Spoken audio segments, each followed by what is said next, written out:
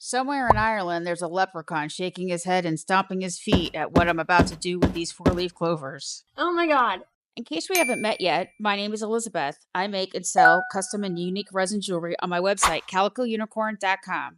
I hoarded these four-leaf clovers like a greedy little goblin last summer, and now I'm going to make them sparkle. We may have changed the clocks last week, and it will be technically spring in a few days, but it's still a bit wintry here in Maine.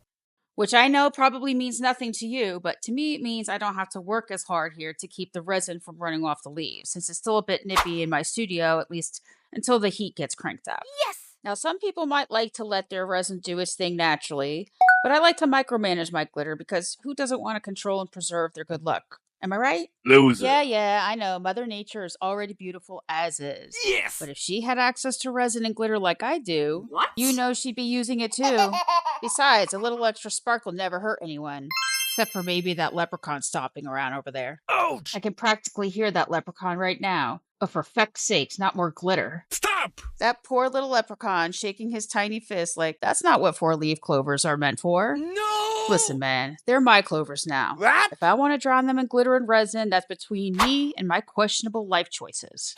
I made sure to coat both sides of this four-leaf clover with resin so that way it will prevent any air gaps or bubbles from forming. I wanted to make sure that leprechaun got his exercise, so I added some crushed metallic glass to it.